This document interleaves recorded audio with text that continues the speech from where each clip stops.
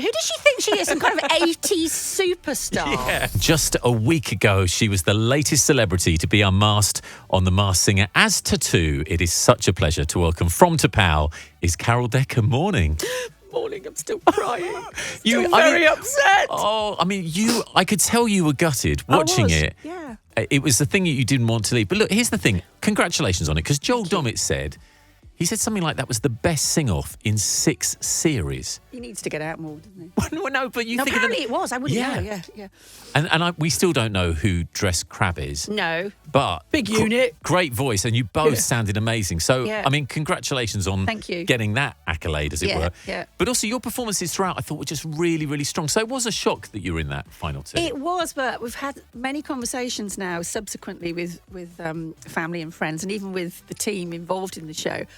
And it's, I can steal your line, Sarah, it's a guessing game, not a singing competition, because when you're in the studio, it's very family orientated, the studio audience who do the voting, and it's very panto, lots of children. Okay. So I think it's not just how you sing, it's the visuals. So if you think, Dress Crab is massive thing with his huge claws, and then the wind-up teeth that you get in a Christmas cracker, teeth. And I think the kids go for stuff like that. So many a fine singer's been booted off quite early because it's the visuals and the character, and you just don't know. Because I've got to say, very happy with my performances.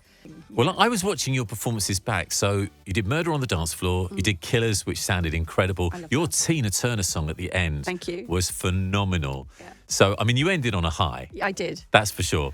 Yeah. Talk me through this, because I love this whole behind-the-scenes stuff. So you get the phone call to take part, and you say yes. And I guess at that point... No, I say how much. Okay. Then when they finally agree that, you go... Then I say yes. And your lips are sealed. You cannot tell anyone? Well, you have to tell some key people in your life. So I told my husband, obviously, and my eldest child, Scarlett. Didn't tell my son, who's 22, and he was mortally offended. Why did I not get to find out? I know, but he works in a bar, Oh, okay. Yeah.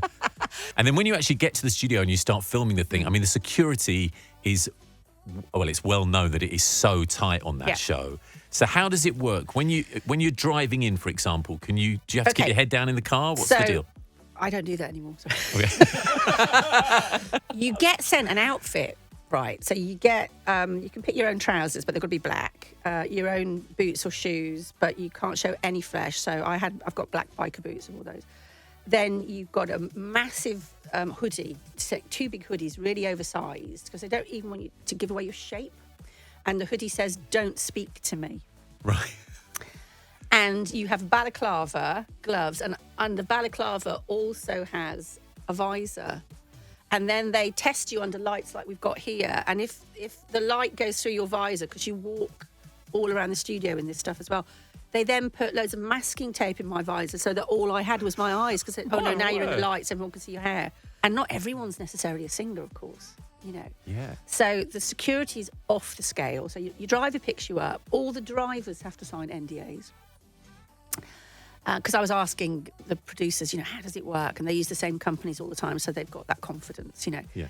And you're in all your gear, and they say, hide yourself from your neighbours. What? Your neighbour will be going, why's she got a balaclava on and I don't speak to her? She's very rude, is Carol. She's very... Who does she think she is? Some kind of 80s superstar? Yeah. What a strange environment to be And then in. you've got your dressing room, and then you've got your quick change tent behind the set. Okay.